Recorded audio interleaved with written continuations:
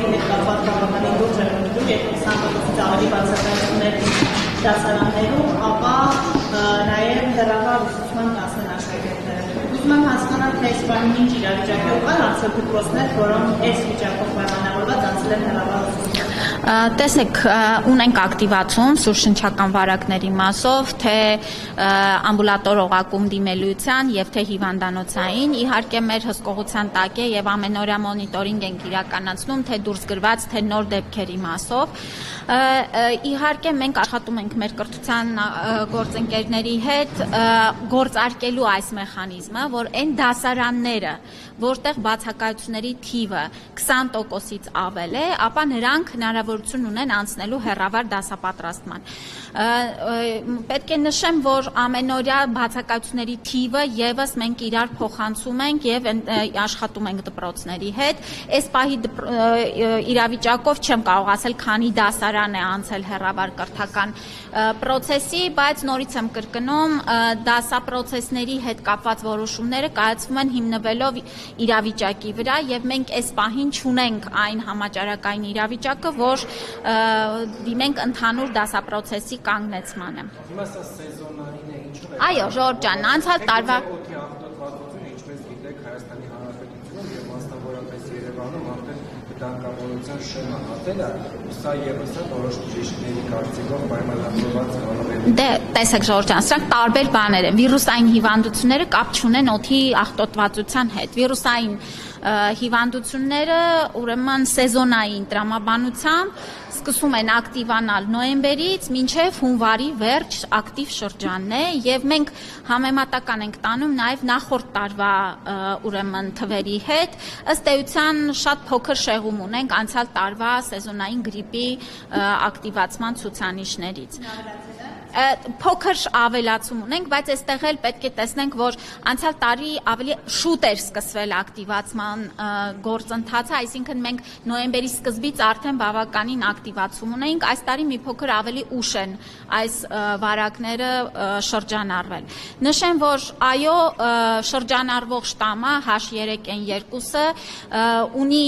սպეციფიկ ատիպիկ է եւ ջերմության բարձրացում, կայուն ջերմություն է առաջացնում մանավանդ մինչև 18 տարեկանների մոտ եւ նորից շեշտադրում եմ, որ եթե չունեք ախտանշաններ, ապա խնդրում ենք մանավանդ ռիսկի խմբերին անպայման պատվաստվել, որովհետեւ մեր ցուցանիշները նաեւ ցույց են տալի պատվաստված անձինք կամ չեն վարակում կամ վարակվելու պարագայում շատ թեթև են տանում ախտանշանները։ Իսկ ովքեր են հիմնականում տարիքային խոցերի համար Երեխաները եւ այս շտամի հիվանդացության մասով էլ երեխաները մինչեւ 18 տարեկան ավելի ըստ էության ծանր են տանում հիվանդությունը, բայց պետք է նշեմ, որ քրոնիկ հիվանդություններ ունեցողները, շաքարային դիաբետ, սրտանոթային հիվանդություններ ունեցող եւ 65-ից բարձր քաղաքացիները եւս շատ խորհուրդ է տալիս, որ պատվաստվեն։ Թոքաբորբի դեպքեր են նաև ավելացել էլի այս շտամով է պայմանավորված սա է Թոքաբորբեր հանգեցնում է ոչ միայն այս շտամը, այլ շրջանառվում են նաև այլ վարակներ եւ այո, մենք դիտարկում ենք նաև հիվանդանոցային օղակում թոքաբորբերի ցուցանիշները, բայց որևէ այսպես ահագնացող կամ մտահոգություն առաջացնող պատկեր այս պահին չունենք։ Չընկնի ջարդվի։ Տիկին նախարար, իսկ տեղեկությունները որ Սինգապուրյան, եթե չեմ սխալվում, վիրուսը տարածված, դա ինչքանով է։ Դե ես շտամի անունն եմ հնչեցնում, չգիտեմ ինչ անուններ դրան հավելյալ տալիս են, շրջանառվում է H3N2 ատիպիկ գրիպը։ Չեմ լսել, որ դրա անունը Սինգապուրյան են ասում, մեկ Հոնկոնգ էին ասում, Հոնկոնգյան գրիպ։ Հա։ Դե տարբեր բրենդներ են տալիս։ Հավանության ես վիրուսների ֆոնին մի հարց կա, որը շատ բարձրացրեցին տարբեր քաղաքացիներ, ես կուզեի դրան անդրադառնալ, խոսքը առաջին է բուժօգնության տրամադրումը, երկրորդ հիվանդը երեխային տեղափոխում է հիվանդանոց, ոչ թե պոլիկլինիկա, այլ հիվանդանոց եւ այդ խորհրդատվությունը վճարում է ենթադրում, արդեն 10,000 դրամ չէ, բոլոր տեղեկություններ թե ոչ։ Ինչ որ մի փուլում այդ վճարումը չկար, չգիտեմ, չէին վերցնում թե ոնց է, բայց չկար։ Ես որի դժգոհությունները շատ են, որ այդ ինչպես ենք ասում, որ մինչև 18 տարեկանների բուժօգնությունը անվճար է։ Հնարավոր չէ առաջին օղակ առանց անցնելու դա փոխվի։ Չէ, հնարավոր չի, որովհետև դա ճիշտ ուղի չի։ Տեսեք, առաջնային օղակը իր դերը ունի եւ մարդը, եթե ցուցանիշներ չունի հոսպիտալացման կամ էմերջենսի ծառայության, ապա պետք է դիմի պոլիկլինիկական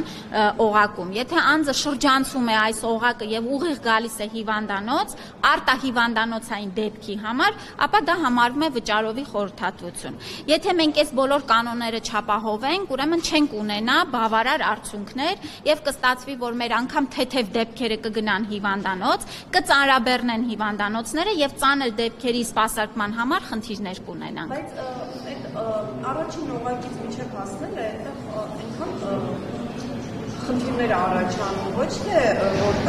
որևէ խնդիր չի առաջանում։ Տեսեք, պոլիկլինիկան ունի տեղի միջև մի ուղեգիր տրամադրել ու հասնես հիվանդանոց։ Եթե ուրեմն երեխային մանկաբույժը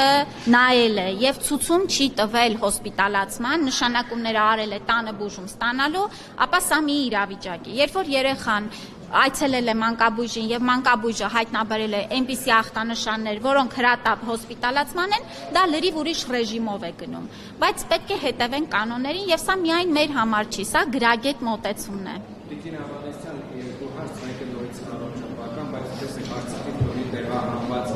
քաղաքացին ազանգում է, որի երկու առողջապահած երեխաները ովքեր ունեն երաժշտական կոնկրետ խնդիր, չեն կարողանում ձեռք բերել սայլակներ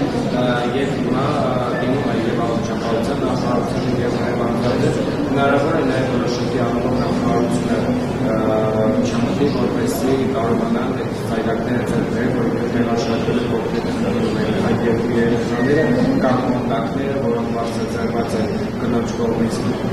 սոցիալական ցանցերում, ասում են, որ կոնկրետ հաշտարվային հանդիպումը, որ Արցախից են մտի տեղահանությունը ընթացք չի տալիս եւ ուղղորդում է տարբեր գերատեսչություններ։ Չկա նման բան, չի կարող նման բան լինել։ Իհարկե սայլակների տրամադրումը իրականացնում է սոցիալ նախարարությունը, բայց ես կխնդրեմ կոնտակտները փոխանցեք, ես անձամբ կզբաղվեմ անպայման։ Եվ երկրորդ հարցը արդեն ներքաղաքական դուք Նիկոլ Փաշինյանի Գյումրիում ելեչում սպասում պատարագի մասնակիցն է։ Նախ ինչպես է գնահատում այն հանգամանքը, որ պատարագից մեկ օր առաջ եկեղեցու դռները փակվում են ԱՑ-ի միջոցով, կապարակվում են, այնտեղ չեն տալիս մարդիկ սովորական նոտեն եւ պարզապես այդ պատարագը ծառայեցվում է քաղաքական վերնախավին։ Պատարագը չի կարող ծառայեցվել վերնախավին, պատարագը մատուցվում է եւ ուղղված է Աստծուն, Հիսուս Քրիստոսին եւ ոչ մի քաղաքական ենթատեքստ չի կարող ունենալ։ Անվտանգության միջոցառումների առումով չեմ կարող պատասխանել, այո, գուցե երկրի քաղաքական վերնախավի ներկայությունը ուրեմն ենթադրում է անվտանգային որոշակի գործողություններ միջ այդ այցելությունները։ Չեմ կարծում այստեղ որևէ խնդիր կա։ Ինձ հայտնի չի նման տվյալ, դրա համար չեմ կարող մեկնաբանել։ Շատ չեմ հասցնում, որովհետև շատ ծանր աշխատանքային գրաֆիկով ենք աշխատում, գիտեք, որ ապահովագրության ներդրման այսպես ինտենսիվ շրջանն է եւ այո, միայն հասցնում եմ այս գործերը անել։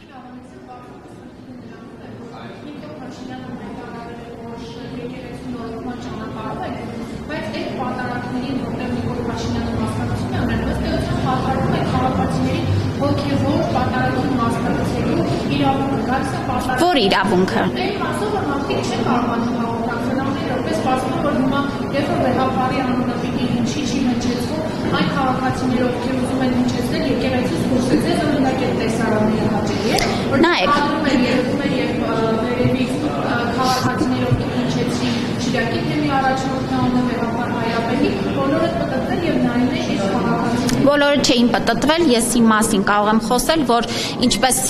ընթացքը գնում էր պատարագի, այդպես էլ գնում էր։ Այո, որոշ քաղաքացիներ փորձում են նաև այսպես քաղաքական ուրեմն ենթատեքստ ունեցող հայտարարություններ բարձրաձայնել եկեղեցու ներսում, ինչը նաև պատարագը շեղելու եւ դրանից հայացքները տանելուն է ուղղված։ Կարծում եմ, որ այս սադրիչ գործողությունները իհարկե հաճելի չեն, բայց նաև ըստ էության իշխանությունը շատ տոլերանտ է վերաբերվում այս ամեն ինչին եւ մեր քաղաքացիների ոչ մի իրավունք չի խափանվում։ Այլ հակառակը, ես նշեմ, որ քաղաքացիների վերաբերմունքը եւ այն, որ նրանք մի կնոջ պատմություն էր, ես այնտեղ ներկա եմ, երբ որ այդ կինը կիսվում էր, որ ասում է 75 տարվա մեջ առաջին անգամ եմ գալիս եկեղեցի։ Շատ այլ մարդիկ ասում են, որ առաջին անգամ է, որ գալիս են մասնակցում են պատարագին, որովհետև հասկանում են, որ այս հոգևոր նորոգման ճանապարհին հավատում են եւ աջակից են։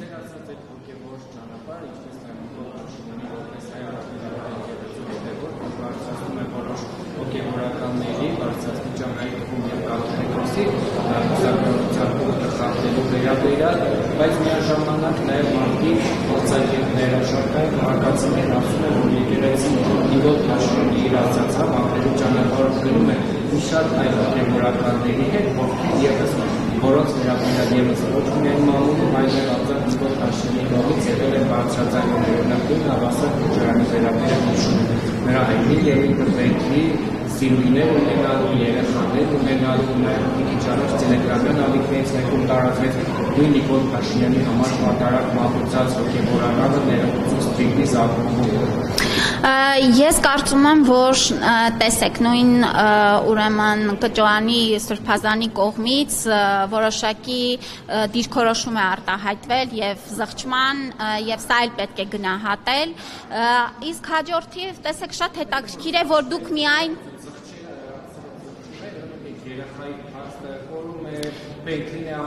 Ես ասում եմ այն ինչ ես նշում եմ այն ինչ որ ինձ հայտնի է եւ ես նման դիրքորոշում տեսել եմ մամուլում իսկ հաջորդիվ ձեր կողմից նշված հարցերը ես կարծում եմ հենց հոգեվոր նորոգման ընթացքը հենց դրա մասին է եւ շատ մեծ նաեւ քաջություն է պահանջում այս մարդկանց կողմից ուրեմն հստակ դիրքորոշում արտահայտել որ այո եկեղեցում կանոնագրքի հետևելը պետք է դառնա միանշանակ պետք է լինի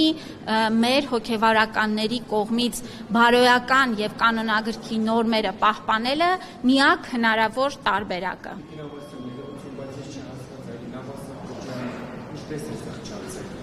Եթե ծանոթանաք իր կողմից ներկայացված եւ ոչ միայն իր, այլ այլոց կողմից ներկայացված նյութերին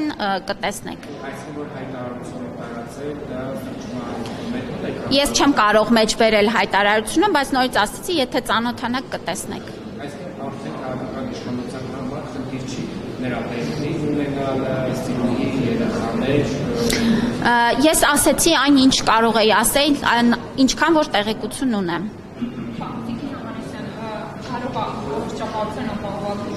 Արդեն առաջին ընթերցումը բացել է ազգային ժողովի 16-ին լինել է երկրորդ ընթերցումը, բայց որոշ կարևոր հարցեր կան, որոնք ոնց որ ասած դրան չեն անդրադարձել, ամենից ես չեմ տեսել, հարցը հետևյալն է, 26 թվականից առողջապահության ապահովության փաթեթը արգելել է 19,600 դրամ,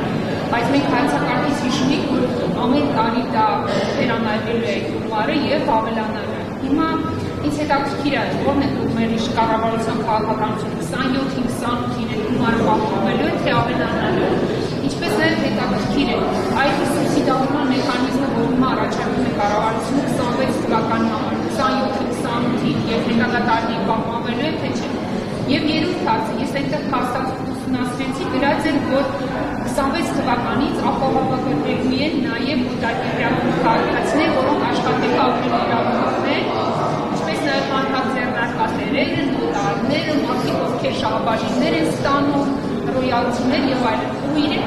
10,800 ինքնուրույն են վճարել։ Պետությունը նրանց համար չի սուբսիդիա սուբսիդավորել։ Ճիշտ եմ հասկացել, թե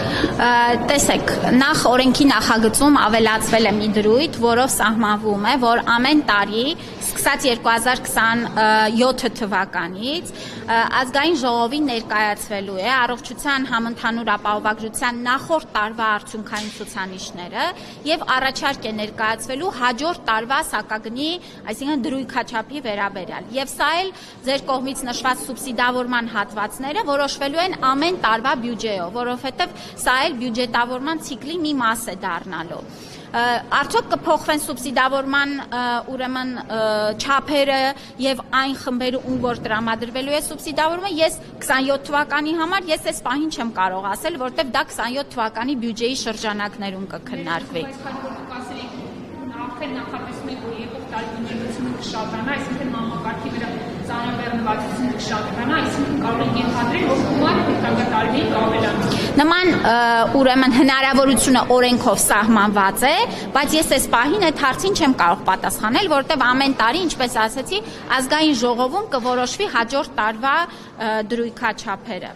Ուրեմն նախորդիվ հայեցակարգի մեջ սահմանված էր միջակայք դրույքաչափի հնարավոր, բայց մենք հստակեցրեցինք եւ սահմանել ենք կոնկրետ արդեն տարեկան գումար, որպեսզի այստեղ էլ չունենանք 129,600 դրամ տարեկան չափն է լինելու։ Դե նշեցի, դա կորոշվի ամեն հաջորդ տարվա համար։ Այս պահին չունեմ այդպիսի տեղեկատվություն, ինչքան կբարձրանա։ Երրորդ հարցի հետ կապված 26 թվականից էլ են ներառվելու ուրեմն անհատ ձեռնարկատերերը եւ նոտարները, նրանց համար հաշվարկման մեխանիզմը մի փոքր այլ է լինելու, նույնական ինչ որ դրոշմանիշների պարագայում է, իսկ օտարերկրյա քաղաքացիները, ովքեր ապրում են Հայաստանում եւ ուրեմն աշխատում են Հայաստանի ռեզիդենտ հանդիսացող իրավաբանական անձանց մոտ, այո, եւս պիտի հանդիսանան ապահովագրավճար վճարող, որտեղ նրանք էլ հնարավոր է օգտվեն մեր երկրում առողջապահական ծառայություններից։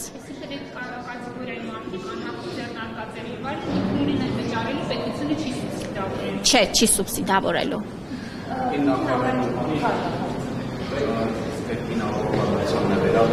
Մարդը աշխատում են քանի դեռ նրանց ստացած աշխատավարձը մարային առումով երկրորդ աշխատանք ելածանցում է, այստեղ ոնց է վճարում կատարվում, արդյոք դա համարվում է, որ երկրորդ անձը եւ բաղկացած բարձր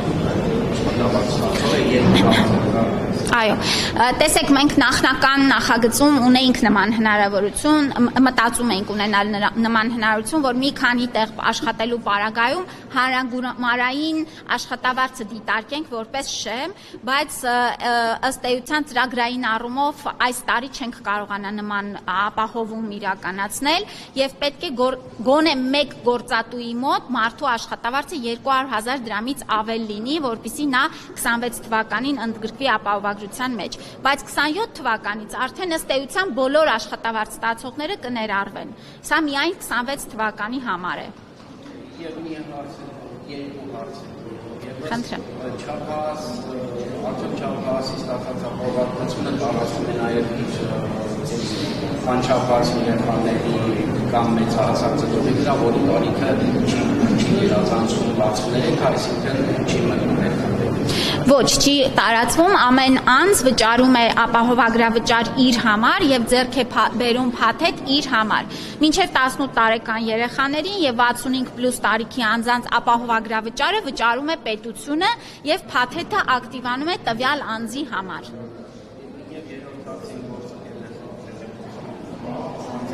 Հունվարի 1-ից առողջապահական գործակալության փոխարեն աշխատի ապահովագրական հիմնադրամը, արդյոք նախարարությունը արդեն լուծարել է գործակալությունը եւ աշխատակիցների խնդիրը ինչ է լինելու։ Ոչ, իհարկե չի լուծարել եւ կլինի, տեսեք, առողջապահության մեր գործակալությունը դեռ շարունակում է աշխատել, կստեղծվի հիմնադրամը, մենք շատ սահուն անցում կկատարենք աշխատանքների պետական առողջապահական գործակալությունից դեպի հիմնադրամ, աշխատակիցները սահմանված կարգով նախորոք իհարկե կծանուցվեն եւ իհարկե կմասնակցեն հիմնադրամում մրցույթներին եւ վստահ եմ, որ նրանցից մեծամասնությունը բավարար ուրեմն գիտելիքների եւ փորձառության ունենալով կանցնեն հիմնադրամ աշխատանքի։ Եթե կարելի է շարունակությունը, մենք արդեն հասկացանք, որ երկրացիների եւ անհատ ձեռնարկատերի մեկ մնացած խմբի համար առողջապահության նախարարությունը ոնց նոր ուղղակի հարկ է սահմանում։ Բայց ինձ հետաքրքիր է այն մարդիկ, ովքեր 3-4 ամիս են Հայաստանում ապրել, կես տարի չի, նրանք էլ չունեն ապահովագրություն։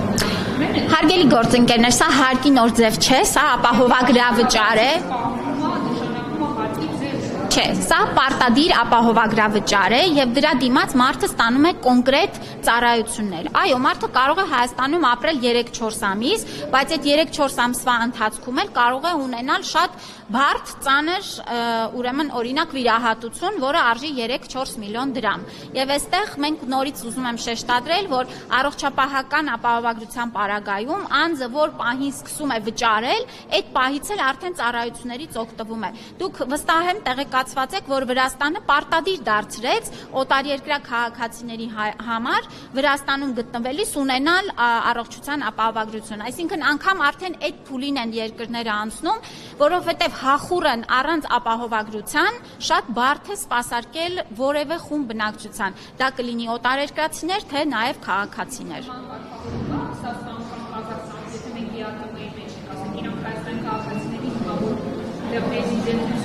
Տալիս էին ապահովագրության մինիմալ քարտեր, հիմա իրանք են դիապոմեն քաղաքացիներին ուղղացել, կամ պարտադիր եկեք վճարեք դրան։ Իրենք էլ միայն վճարման պարագայում էին ստանում այդ իրենց երկրի համապատասխան եւ եթե տվյալ երկիրը սուբսիդավորում էր, տարբեր երկրներում տարբեր են կանոնները, սուբսիդավորման չափերը եւ այս դեպքում էլ գործում է երկկողմանի պայմանագրերը եւ կտեսնենք ամեն երկրի հետ ինչ պայմանագրային հարաբերություններ ունենք։ Վարչապետը հայտարարում է, որ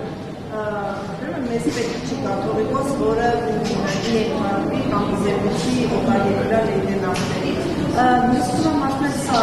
տեղեկություն է, որ ինչ կանությունը տիրապետում է, որ օրինակ վեհապարը օտարերկրյա կառույցների զեկույցներ է ներկայացնում։ Վարչապետը իր խոսքում շատ հստակ էր, ազգային ժողովում էլ այս մասին խոսել եւ այս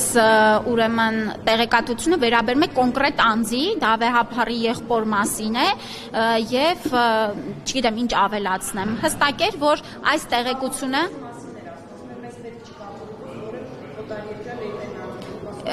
եւ ըստ էության գնահատականը դա էր, որ մեր թե կաթողիկոսը եւ թե մյուս եպիսկոպոսները եւ հոգեվոր հայրերը պետք է լինեն Հայաստանի շահը սպասարկող, Հայաստանի ժողովրդին հավատարիմ անձինք եւ սա է մեր դիրքորոշումը։ Վարչապետի գնահատական է, որ կաթողիկոսն ու մյուս հոգևորականները չեն սպասարկում Հայաստանի շահը։ Դե եթե այդ գնահատականը չլիներ, ինչպես կարող էր այս գործընթացը սկսել։ Մենք սրա հետ է կապված այս ամբողջ գործընթացը, որ այս անձինք ըստ էության չի կարող լինել վերլուծություն առանց տեղեկատվության։ Վերլուծությունը ինչ որ առումով տեղեկատվության վրա է հիմնվում։ Դե ես չեմ այդ հարցի պատասխանողը, չեմ կարող ասել կան, չկան, ինչքանով կան, չեմ իմանում։ Ես տեղեկացված չեմ այս մասով։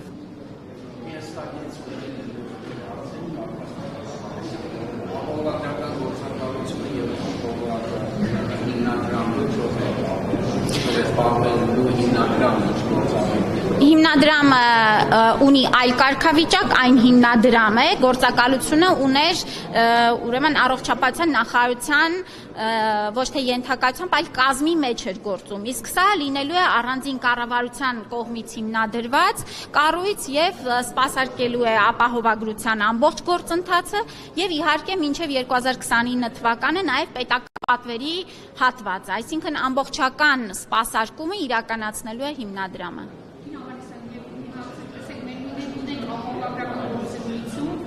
Վերահսկում է կենտրոնական բանկի կողմից։ Տեսեք հիմա մասնագետները ինչ են ասում, Հայաստանի կազմի շուկայական տնտեսությունից անցել է կատարում վարչահրամայական տնտեսությունը, ինչա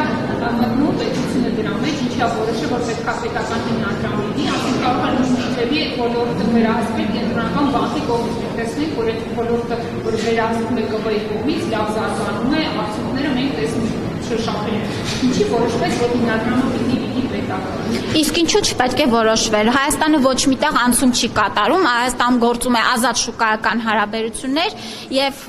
կարող ենք ասել, որ ամեն տարի այդ շուկայի ազատականացման, պայմանների թափանցիկության եւ հավասար հնարավորությունները ավելանում են։ Շատ երկրների օրինակ է, երբ որ առողջապահական ապահովագրությունը, պետական բազային փաթեթը, այո, սպասարկում է պետական հիմնադրամ։ Սա հանրային շահ է եւ հանրային բարիք է եւ մեր կարծիքով այս պահին Հայաստանի տնտեսական, առողջապահական ցուցանիշները ցույց են տալիս, որ այս մոդելը ամենաարդյունավետն է լինելու։ Իսկ մասնավոր ապահովագրական ընկերությունները շարունակելու են աշխատել։ Դուք նաեւ տեղեկացված եք, որ վերջերս ավստրիական շատ խոշոր ապահովագրական ընկերություն Հայաստանում ներդրում իրականացրեց, սա եւս խոսում է այն մասին, որ առողջության համընդհանուր ապահովագրության համակարգը նպաստում է Հայաստանում ընդհանուր առմամբ ապահովագրական շուկայի զարգացմանը։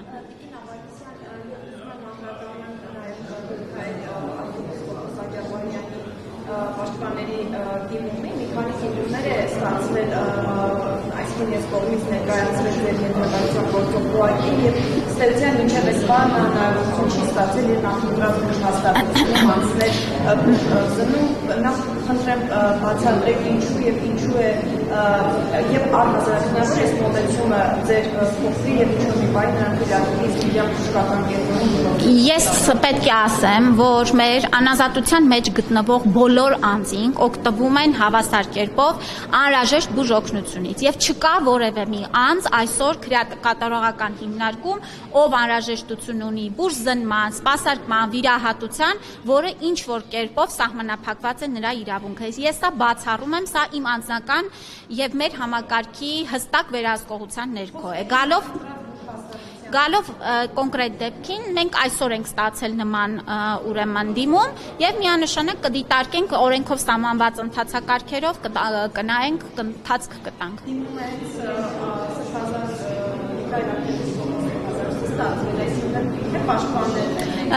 Պաշտպանների կողմից է ներկայացվել։ Մենք նախորդ անգամ դիմում չենք ստացել, որը որ համապատասխան ընթացակարգերի ենթադրել է այն պահանջը, ինչ որ նոր հնչեցվում է։ Մեր կողմից տեսեք, քրեակատարողական նայեք, քրեակատարողական հիմնարկում գտնվող անձի բուժ սպասարկումը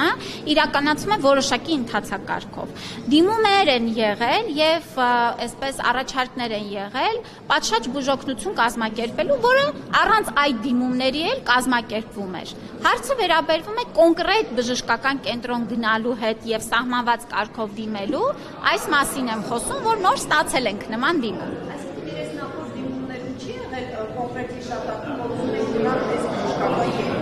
Տեսեք, նորից եմ կրկնում, դիմումը պետք է լինի պատշաճ ընթացակարգին համապատասխան, որպեսզի դրան ընթացք տրվի։ Նման դիմում չենք ունեցել։